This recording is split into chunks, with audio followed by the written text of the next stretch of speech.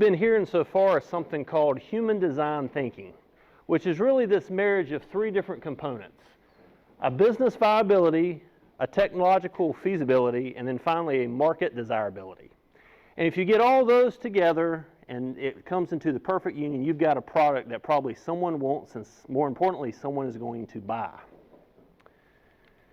So today we're going to talk about value proposition and customer segment. And really, for your product, venture, or service to move forward, both of these need to match, just like Tinder. So what is a value proposition?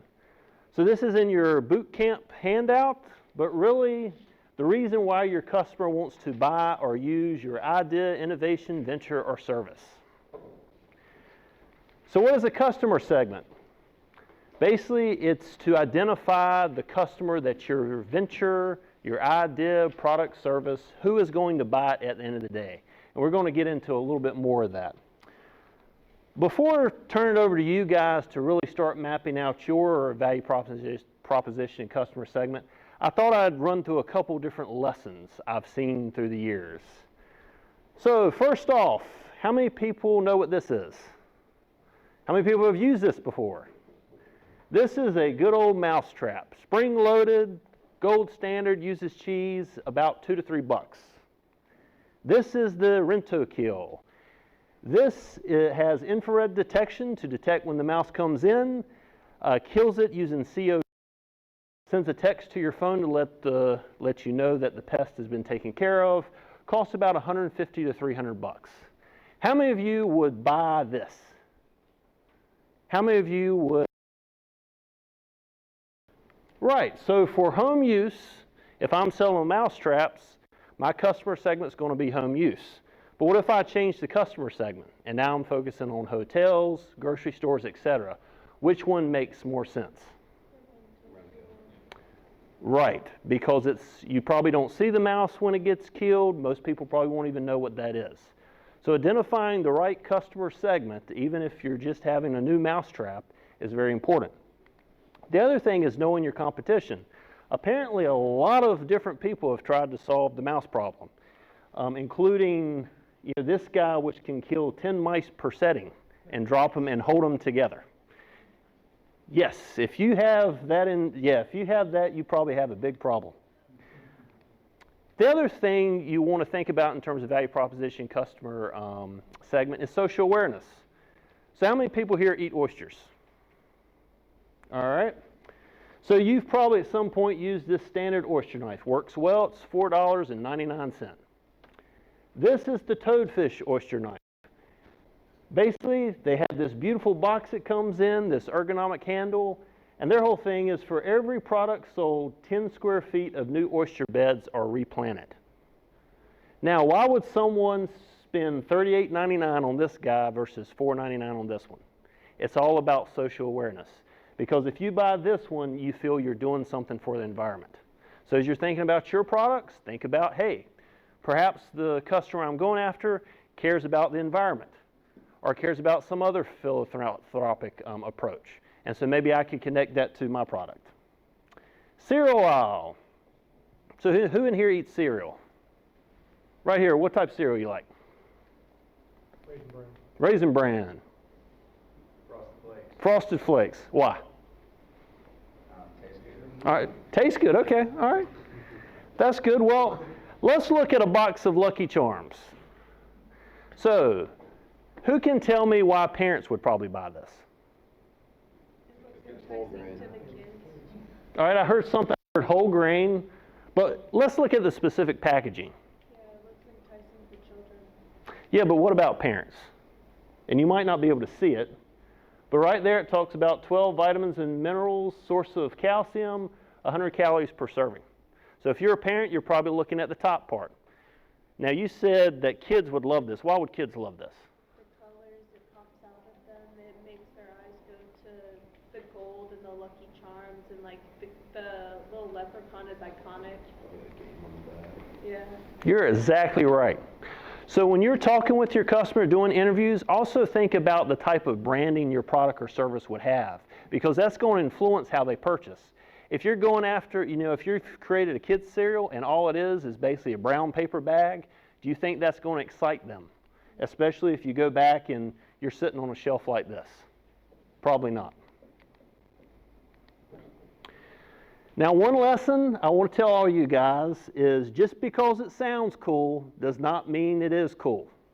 Great example, watermelon flavored Oreos.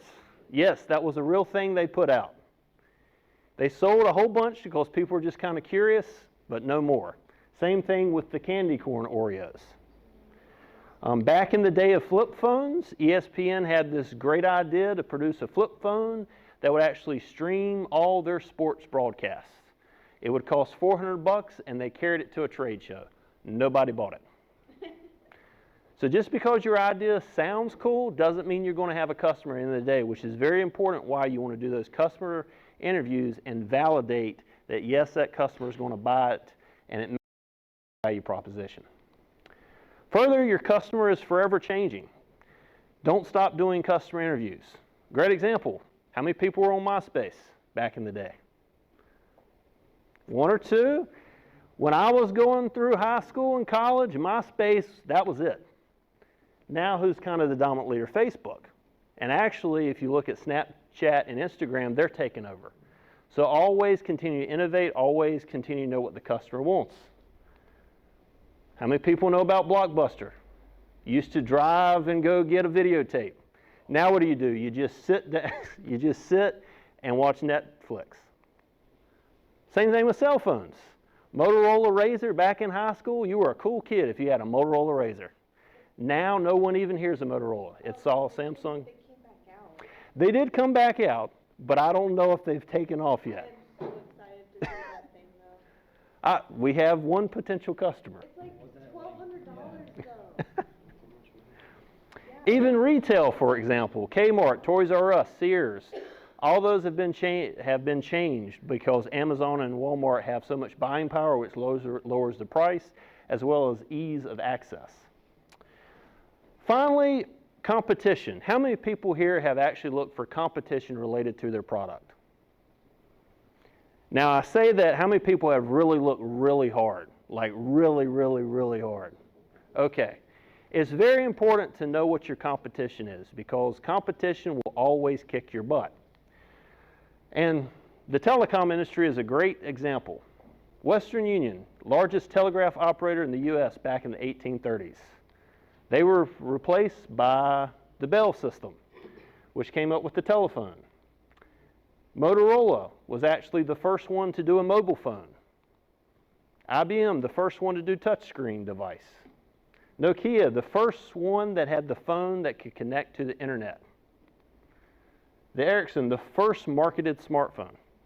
Now, how many of these companies do you still see as pretty big in that space? IBM, but really, if you think about it, what comes to mind first? Probably Samsung and iOS, or Apple. So, always keep innovating, always be aware of your competition. So hopefully you guys have some sheet of paper still left on your desk. So I want everyone to take out a sheet of paper because it's going to be your turn and we're going to do this kind of fast.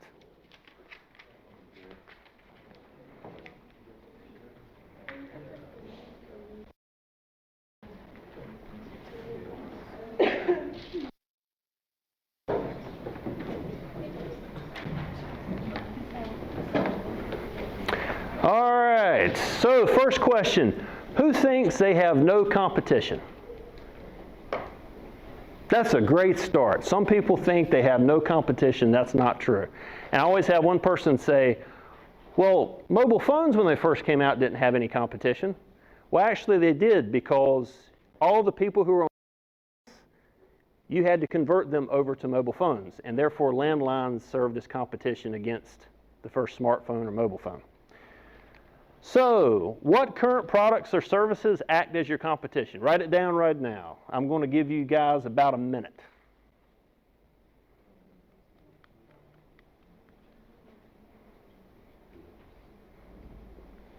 And this isn't meant to be a comprehensive list, just to get you started.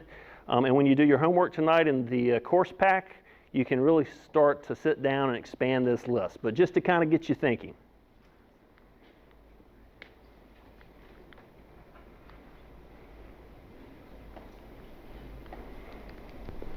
All right, about 30 more seconds.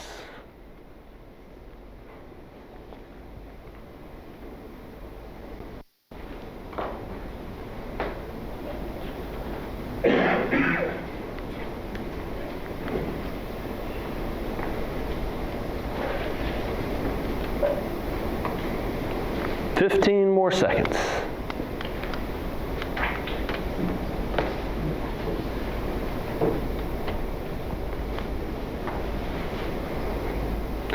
All right, pencils down.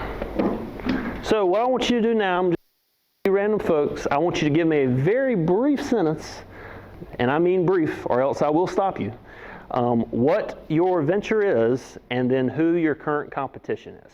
All right, so I'm going to go. So, I was going to be making martial art weapons kit. Okay. That replaces normal traditional weapons. So, the traditional weapons are my competition, and the manufacturers of a two-piece screw together type. All right, excellent. I like straight to the point. You guys in the back. No.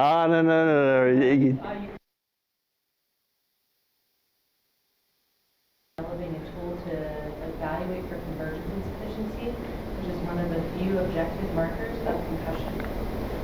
So there currently are a few other tools out there that evaluate and measure this, but they are not user-friendly and they're extremely expensive. So what we're looking at is we're looking at making a pared-down version of this tool that does aid in the diagnosis and management of concussion, which, as we all know, is very prevalent, not just for professional athletes, but for your average high school student athlete, or for your kid who likes video games and likes to fall back and hit their head and get a concussion, things like that. All right, perfect. Okay, so below competition, I want you to map how the end user gets your product. And don't start yet, because a lot of people think, well, they just go to the store and buy it. And that's really not how it happens. Let's take a new kid cereal, right? So first off, you probably have to influence someone to put it out there. Amazon's pretty easy. You just pop it up there, right? But a grocery store is a little more difficult. You might have to align with their certain values. So Whole Foods, for example, I think they require organic or something along those lines. So maybe your product has to be that in order to align with that grocery store, even to get in. Further, the end user and the person who purchases may not be the same. 5-year-olds are not going to be purchasing cereal. They're not going to pull out the credit card and swipe it. So you actually are going to have the parent who's actually going to purchase it and the kid who's going to be the end user. In the medical device space, the purchaser is probably not the doctor. It's going to be someone, the hospital admin, for example. But they're probably going to be influenced by the insurance provider. For example, can they actually get reimbursed if they use this device? And maybe even the FDA. And then finally, the end user and the patient. So you see how it's not just when I say customer or end user, it's often more complicated than that. And really you need to interview everybody in that chain, because if you don't, you might find, oh, doctors love this, but guess what? It's not cheap enough, so hospital administrators won't touch it. So it's important to know that whole chain. Does that make sense to everybody? So 1 minute, I want you to map how the end user gets your product.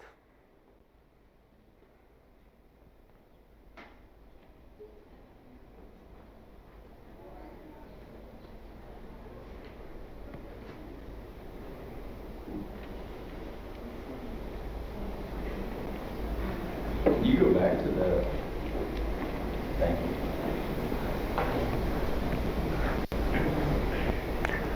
All right, about 30 more seconds.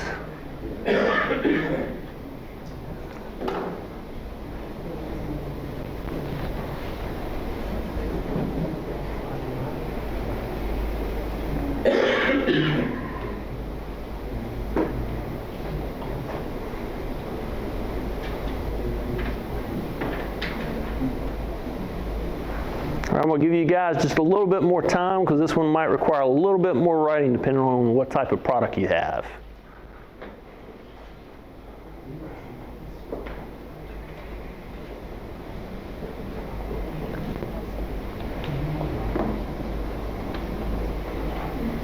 All right, about 15 more seconds.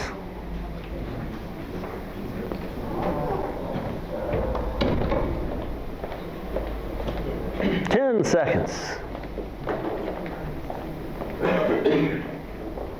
All right, pencils down. So, skateboard guys, brief sentence, what your project venture service is, and then kind of just give me a quick overview of the purchase process. It's basically environmentally friendly, more durable, and high-performing skateboard. Okay. And natural presence.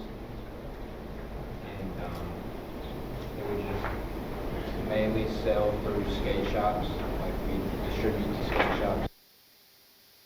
And most likely it would be older skaters, people that are actually almost taking skating serious, that would be purchasing the board from skate shops. Okay, excellent. So, skateboard company, you recognize you're probably going to have to partner with a skate shop to kind of get this off the ground, and then you've got a certain type of skater that might buy that product. Excellent.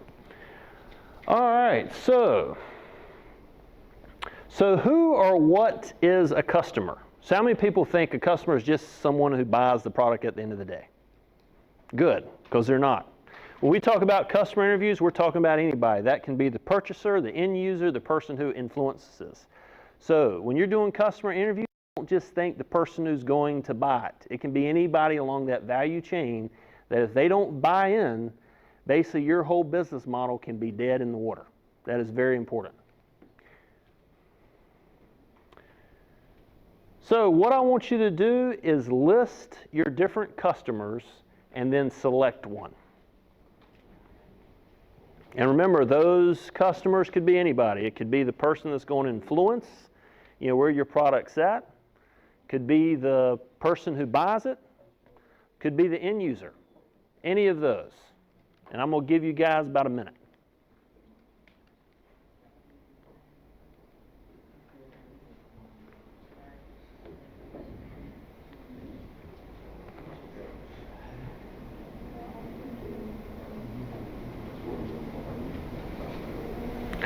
All right, 15 more seconds.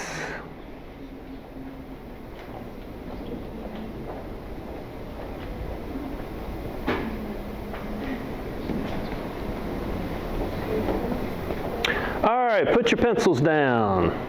So, unlimited possibilities. Tell me very briefly what your venture is and what customer you're selecting to explore further.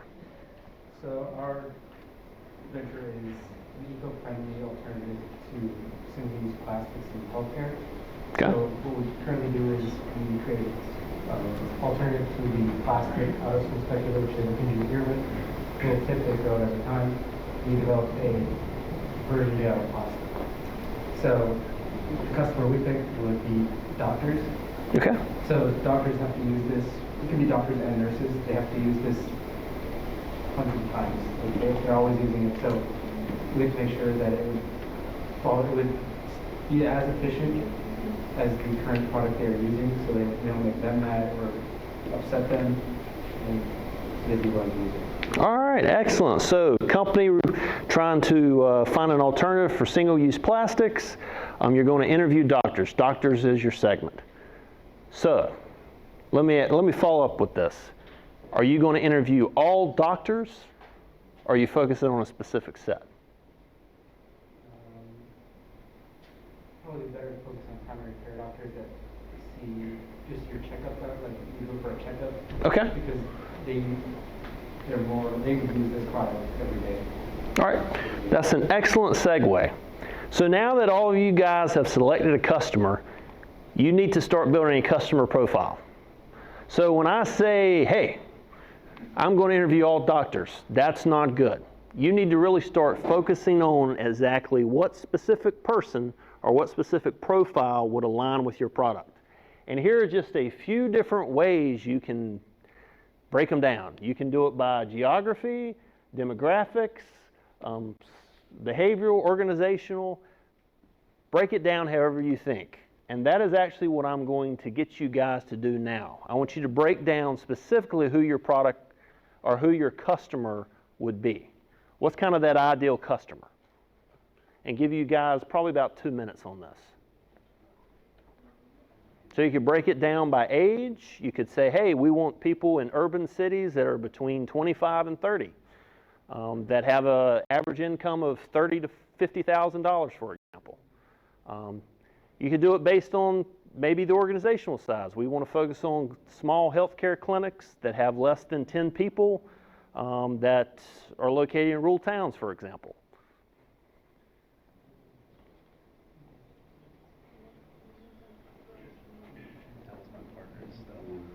Oh, you can still take a crack at it. You can take a crack at it.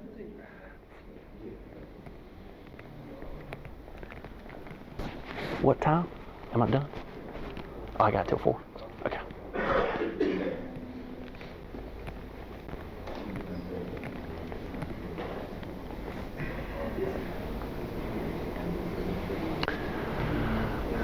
All right, about 1 more minute.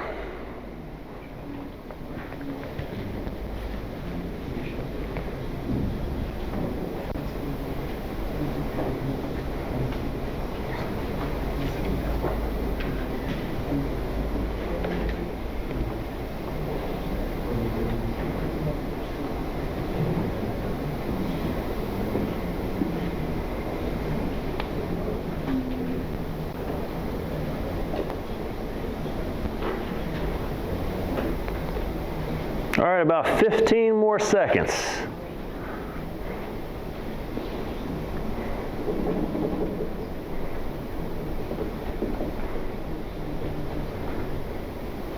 And remember, you can have multiple customers, and all those different customers can have different profiles as well. So you can see how this process is not just a single customer, and that one customer is going to validate everything you're thinking. All right, pencils down. So, lights out solutions. Tell me what customer profile you're thinking about. Oh, well, first, tell me your venture, then what customer profile you're thinking about.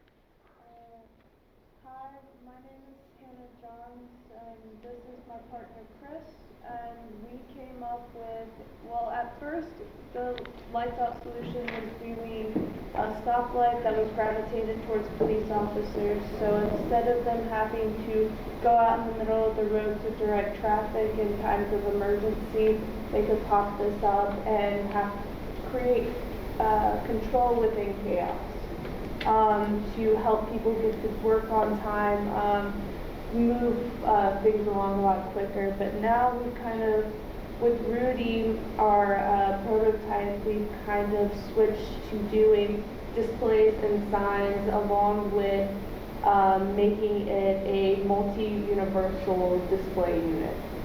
But for my customer profile, I did entertainment. So I wanted it in like large cities, high density. For geographic, I did stuff from elementary school all the way to elderly, so I want it to be able to be simple for elementary school students to press the button to get across the street, but also be easy for the elderly to do it as well. So it's very multi-use. But for entertainment, I was more focused on families and also occupations. It didn't really have an option. Okay. So you kind of did 2 customer profiles, one kind of related to schools and then one related to entertainment. And that's fine. It's good to map out all these different ones, because it could be that your first person you think that's going to buy it or use it is not. And so that provides you a good pivot to another market segment. All right, so now comes the part where you're going to start forming that hypothesis. So what we're going to do now is gains, pains, and jobs of your customer profile. So that customer profile you just did, I want you to list the gains. What does your customer currently desire, expect, or would surprise them? And think your competition. If your customer is using your competition product, what do they currently expect? I'm going to give you about a minute on this.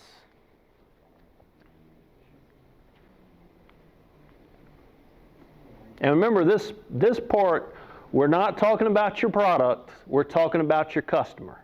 If you were your customer, if you got sort of, could take over their body and think what exactly they want, how they feel emotionally, financially, how they spend, what gain would they want out of you?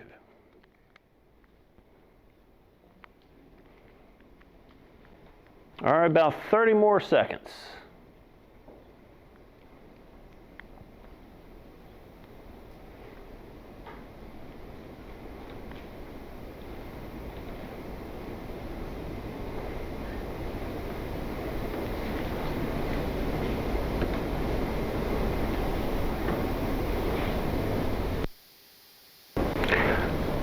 All right, let's move to pains.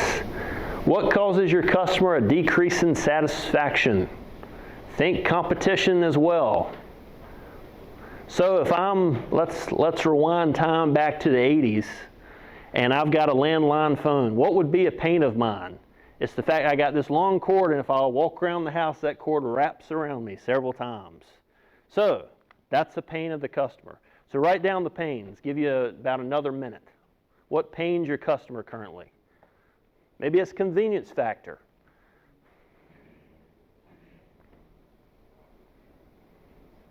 Is this pain against our venture?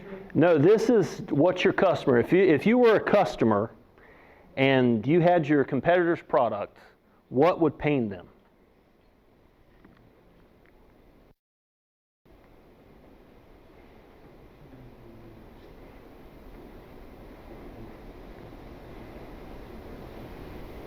Could be ease of use. Mr. Wayne does a great example of a potato peeler where the handle was not very ergonomic, and someone said, hey, my customer, their pain, they came out with a product that had an ergonomic handle, sold like hotcakes. So that's what we're talking about, pains. What pains your customer currently with what they're using?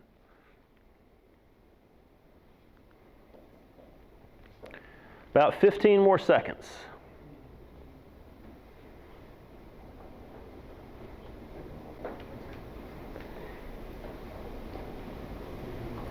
All right, now we're going to go to jobs. What tasks does your customer currently want to achieve? Another way to think about it, what problem or need are they trying to solve or satisfy?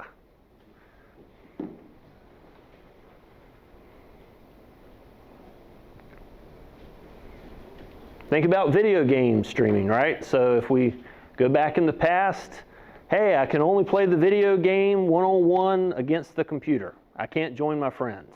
That's a pain. So what's the solution? You start streaming, right? Now you can across the world.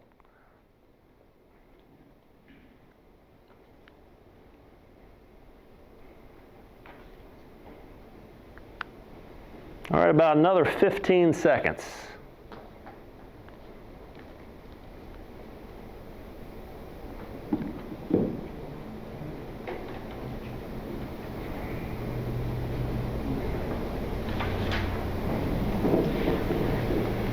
All right, now we're switching. So the gentleman in the front, Doug, we're now going to your product. So I want you to list all product, services, features of your venture that provide value. So everything that your product, service, or venture can do that provides value. So now we are talking about your venture, service, or product. That's very important. We switch now. We're no longer in the mindset of the customer. We're back to you guys. And I'm going to give you guys about 30 seconds.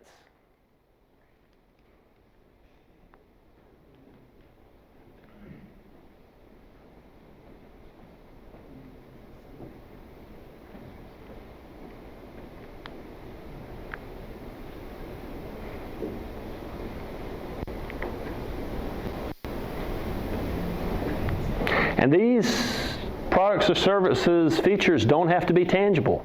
It could be emotional. Maybe you do really good customer service, for example.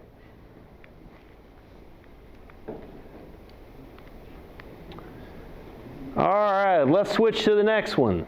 By gain creators, what does your product, by using your product or service, what is your customer gaining? Once again, you're in your mindset. What do you think the customer is going to gain by using your product or service?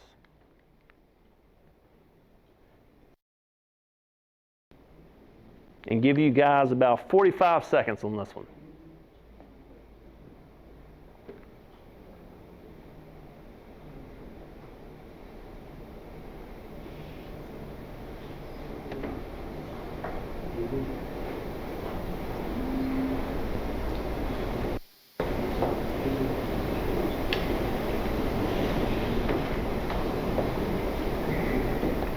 All right, and finally the last one.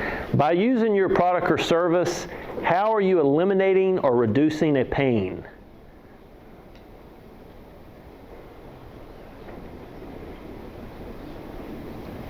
And give you about 30 seconds.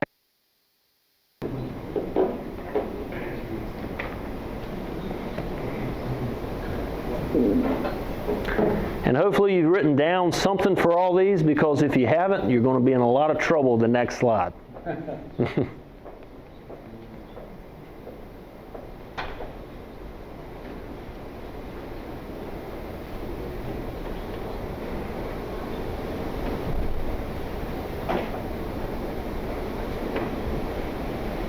All right, another 15 seconds, and then we're moving on.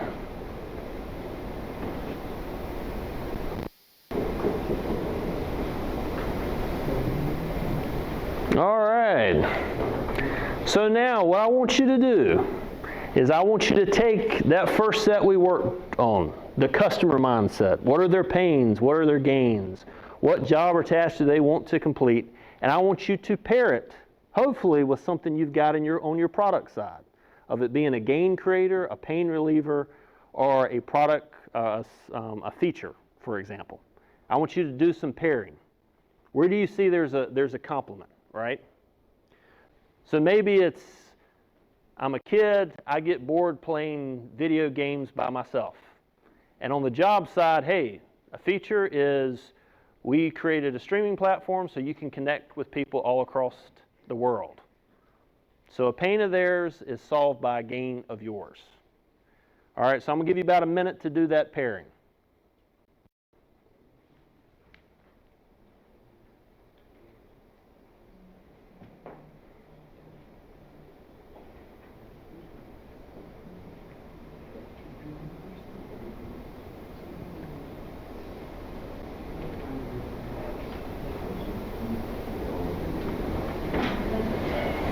All right, about another 30 seconds.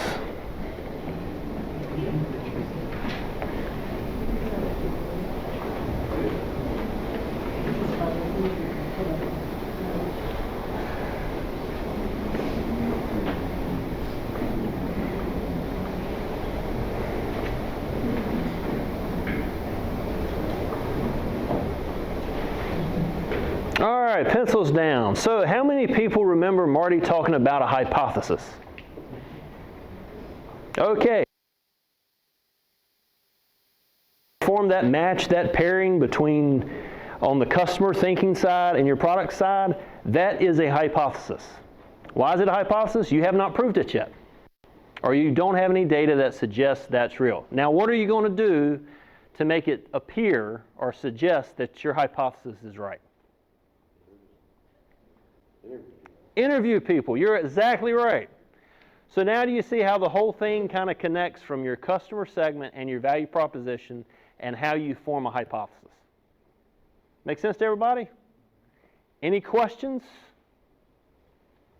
All right, so what we've done is very quick, but when you go home, I want you to really think about all the different questions.